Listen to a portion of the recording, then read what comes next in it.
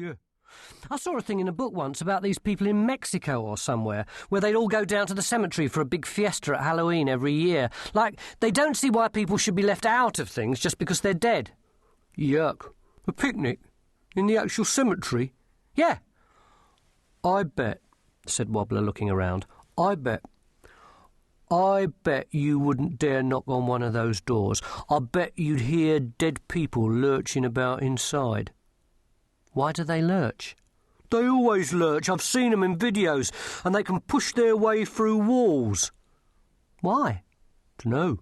They're usually very angry about something. Being dead, you mean? Probably. Can't be much of a life. Johnny thought about this that evening, after meeting the alderman.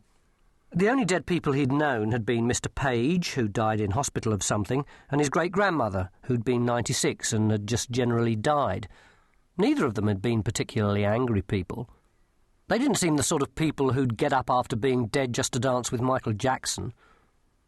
Now they were walking along West Avenue. The cemetery was laid out like a town with streets. They weren't named very originally. North Drive and South Walk joined West Avenue at a little gravelled area with seats in, kind of city centre. But the silence of the big Victorian mausoleums made the place look as though it was having the longest early closing day in the world. My dad said this is all going to be built on, said Wobbler. He said the council sold it to some big company for 5p because it was costing so much to keep it going.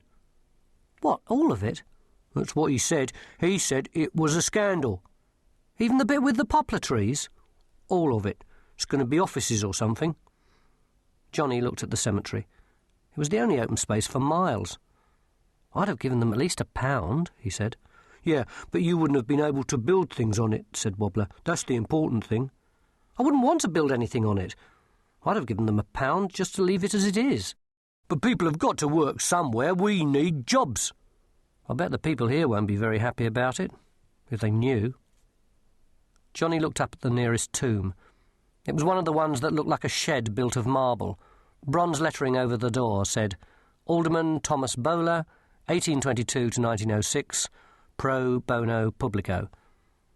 There was a stone carving of the alderman himself looking seriously into the distance, as if he too was wondering what pro bono publico meant. I bet he'd be pretty angry, said Johnny. He hesitated for a moment, and then walked up the couple of broken steps to the metal door and knocked on it. He never did know why he'd done that. Here, you mustn't, hissed Wobbler. Supposing he comes lurching out. Johnny knocked again, and the door opened. Alderman Thomas Bowler blinked in the sunlight and then glared at Johnny. Yes, he said. Johnny turned and ran for it. Wobbler caught him up halfway along North Drive. Wobbler wasn't normally the athletic type, and his speed would have surprised quite a lot of people who knew him. What happened? What happened? He panted. Didn't you see? I didn't see anything. The door opened. It did. Wobbler slowed down. No, it didn't. None of them can open. They've all got padlocks on. To keep people out or keep people in. A look of panic crossed Wobbler's face.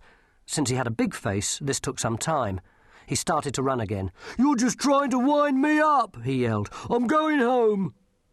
He turned the corner into East Way and sprinted towards the main gate. Johnny slowed down. He thought, padlocks. It was true, actually. All the mausoleums had locks on them to stop vandals getting in. And yet, if he shut his eyes, he could see Alderman Thomas Bowler.